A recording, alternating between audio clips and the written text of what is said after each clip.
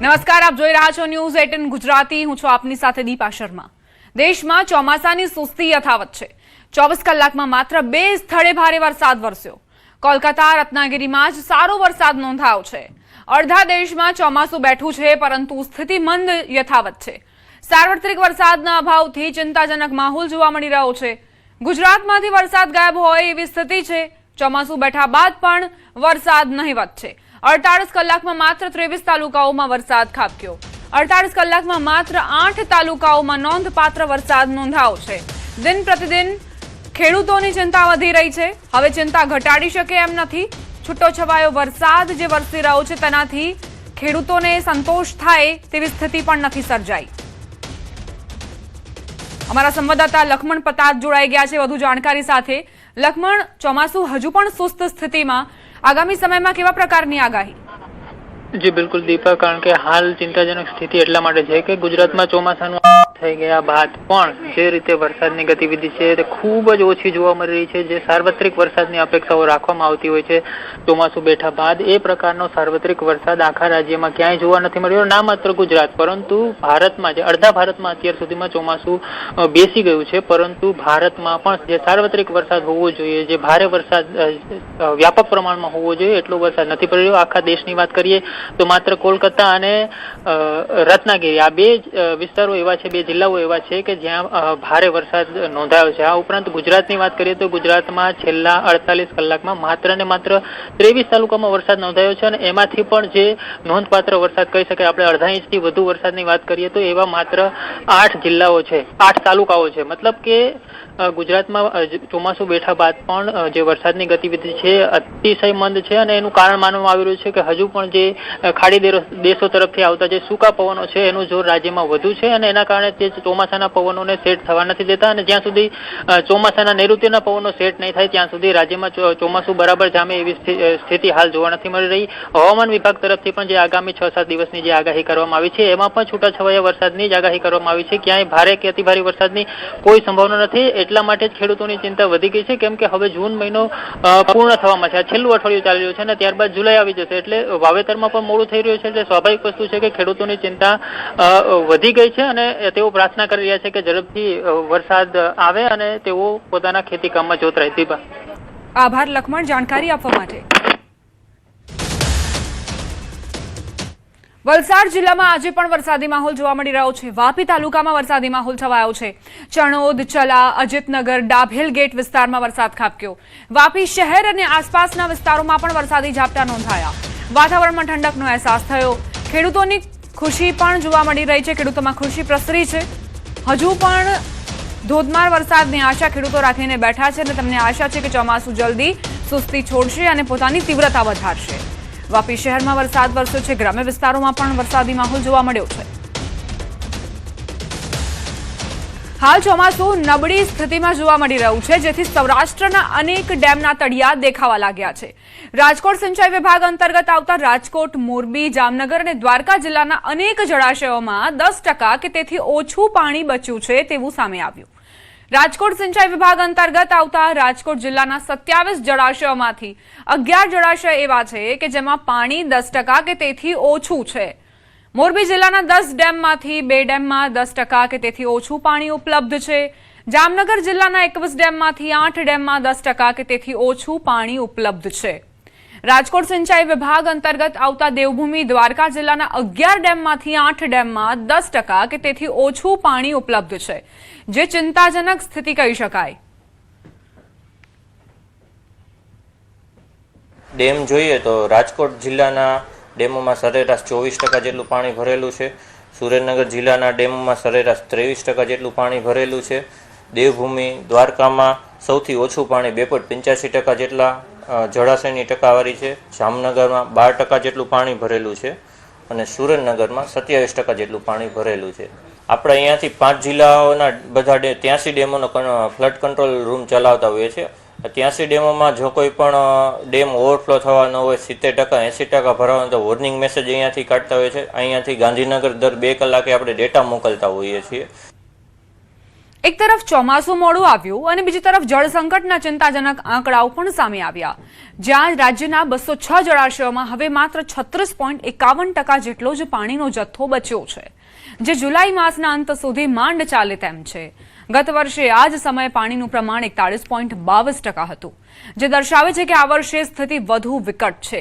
જો કે રાહતની વાત એ છે કે રાજ્યની જીવાદોરી સમાન નર્મદા યોજનાના સરદાર સરોવર ડેમમાં હાલ 65.37% પાણી ઉપલબ્ધ છે, જેના લીધે સરદાર સરોવર સહિત રાજ્યના તમામ 207 ડેમનો કુલ સરેરાશ જથ્થો 47.32% પર પહોંચ્યો છે.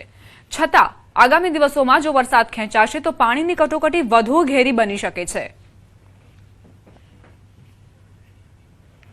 ગત વર્ષે જે પાણીનું પ્રમાણ 41.22% હતું, તેમાં નોંધપાત્ર ઘટાડો આ વખતે નોંધાયો છે. જોકે સરદાર સરોવર સહિત 207 ડેમમાં 47.32% પાણી ઉપલબ્ધ હોવાની વાત સામે આવી છે. જુલાઈ માસના અંત સુધી ચાલે એટલું પાણી ઉપલબ્ધ છે. સમાચારોમાં હવે આગળ વધીએ. જામનગરના બેડી વિસ્તારમાં તાજિયા દરમિયાન બે જૂથ વચ્ચે અથડામણ દરમિયાન બંને પક્ષ તરફથી પથ્થરમારો થયો. ઘટનાને પગલે તણાવ અને સ્થાનિકોમાં ભયનો માહોલ જોવા મળ્યો છે. ઘટનાનો વિડીયો સોશિયલ મીડિયામાં વાયરલ થયો છે. જામનગરથી આ સમાચાર, જેના વિડીયો પણ સામે આવ્યા છે. બંને પક્ષ તરફ પથ્થરમારો થયો હોવાની વિગતો સામે આવી છે. અથડામણ સર્જાઈ. બેડી વિસ્તારની આ ઘટના છે. તાજિયા દરમિયાન બે જૂથ સામસામે આવ્યા. કયા કારણોસર બંને વચ્ચે અથડામણ થઈ તે હજુ સ્પષ્ટ નથી. બંને પક્ષ તરફથી પથ્થરમારો થયો છે. ઘટનાને પગલે અત્યારે તણાવની સ્થિતિ છે. સ્થાનિકોમાં પણ ડર વ્યાપ્યો છે. ઘટનાનો વિડીયો અત્યારે સોશિયલ મીડિયામાં વાયરલ થઈ રહ્યો છે. બંને જૂથ સામસામે આવ્યા અને એકબીજા પર પથ્થરમારો કરતા નજરે પડ્યા. હવે તપાસ એ કરવામાં આવશે કે શું આ પૂર્વ આયોજિત હતું. આ પથ્થરો આટલા ક્યાંથી આવ્યા. પંચેશ્વર ટાવર નજીક તાજિયામાં રિક્ષા અથડાતા રકઝક થઈ. તાજિયામાં રિક્ષા ઘુસાડનાર ડ્રાઈવરને લોકોએ ટલ્લે ચડાવ્યો. ગોવાડની મસ્જિદ પાસે આવેલા તાજિયામાં મોડી રાત્રે ઘટના બની. પોલીસની હાજરીમાં તાજિયામાં રિક્ષા ઘૂસતા ભારે હોબાળો સર્જાયો. અમદાવાદના નિકોલમાં અસામાજિક તત્વોનો આતંક જોવા મળી રહ્યો છે. જાહેરમાં કેટલાક તોફાની યુવકોએ હથિયારથી હુમલો કર્યો. એક યુવક પર હુમલો કરતા ઘટના સીસીટીવીમાં કેદ થઈ. ઘટનામાં દેખાતા યુવકો એમ્બ્રોઇડરીના કારીગર હોય તેવી પ્રાથમિક માહિતી સામે આવી છે. નિકોલ પોલીસે ફરિયાદ લઈને આગળની કાર્યવાહી શરૂ કરી. નિકોલમાં અસામાજિક તત્વો કેટલા બેફામ બન્યા છે, આ સીસીટીવી ફૂટેજ તેનો પુરાવો આપી રહ્યા છે. અસામાજિક તત્વો, જે યુવકો એમ્બ્રોઇડરીના કારીગર હોય તેવી પ્રાથમિક માહિતી સામે આવી છે, તેમણે એક યુવક પર હુમલો કરતા ઘટના સીસીટીવીમાં કેદ થઈ. તોફાની યુવકોએ હથિયારથી હુમલો કર્યો હોવાની જાણકારી પ્રાપ્ત થઈ છે. અસામાજિક તત્વોને પોલીસનો અને કાયદાનો કોઈ જ ડર નથી તેવા અનેક સવાલો ઉઠી રહ્યા છે. લુખ્ખા તત્વોના આતંકનો અંત ક્યારે આવશે? જાહેરમાં આ તોફાની તત્વો યુવકોને હથિયારથી હુમલો કરતા નજરે પડી રહ્યા છે. કેમ અસામાજિક તત્વોને પોલીસનો કોઈ ડર નથી? લુખ્ખા તત્વો બેફામ બન્યા છે. પોલીસ અને કાયદો વ્યવસ્થાને લઈને પણ સવાલ ઉઠી રહ્યા છે, કારણ કે વારંવાર અમદાવાદમાં આ પ્રકારના જે કિસ્સા છે તે સતત વધતા જઈ રહ્યા છે.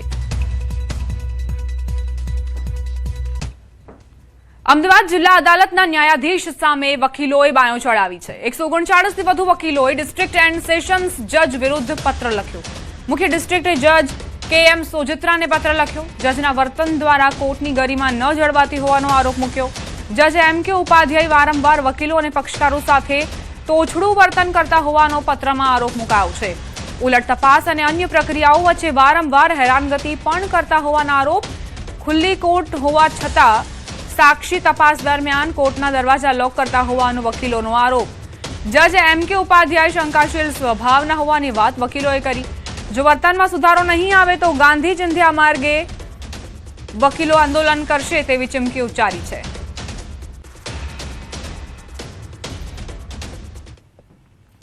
સુરતથી સમાચાર. પાંડેસરા પ્રેમનગરમાં થયેલી હત્યાનો મામલો. પોલીસે હત્યારા મિત્રની ધરપકડ કરી. સામાન્ય બાબતમાં બોલાચાલી બાદ હત્યા કરી દીધી. ચપ્પુ વડે હુમલો કરી મોતને ઘાટ ઉતાર્યો. ઘટના સ્થળે જ યુવકનું મોત નીપજ્યું. પાંડેસરા પોલીસે વધુ તપાસ શરૂ કરી છે. સામાન્ય બાબતમાં બોલાચાલી બાદ હત્યા કરી દેવામાં આવી. ચપ્પુ વડે હુમલો કરી યુવકને મોતને ઘાટ ઉતારવામાં આવ્યો છે. યુવકનું કરપીણ મોત નીપજ્યું. પાંડેસરા પોલીસે તપાસ શરૂ કરી છે.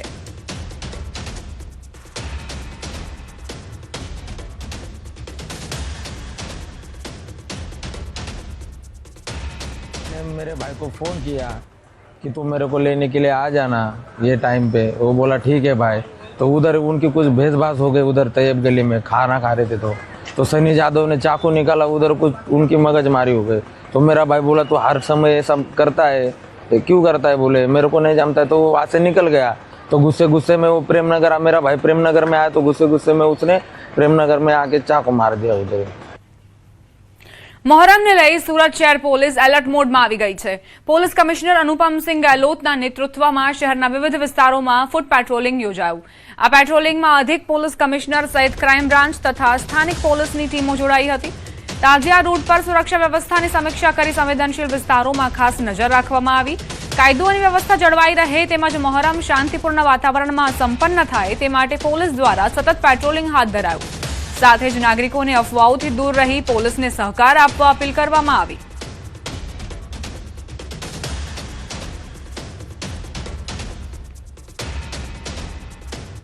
સુરતના ખરવરનગર ચોકડી પાસે બીઆરટીએસ કોરિડોરમાં દર્દીને સિવિલ હોસ્પિટલ લઈ જતી એમ્બ્યુલન્સે અકસ્માત સર્જ્યો। અકસ્માતમાં ગંભીર રીતે ઇજાગ્રસ્ત થયેલા દર્દીને તાત્કાલિક અન્ય એમ્બ્યુલન્સ મારફતે હોસ્પિટલ ખસેડવામાં આવ્યો।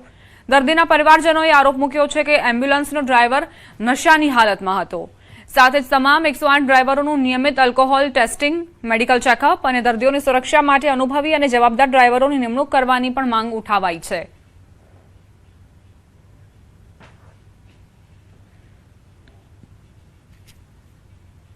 तो खगवानगर बीआरटीएस पे थामले में गाड़ी ठोक दिया है।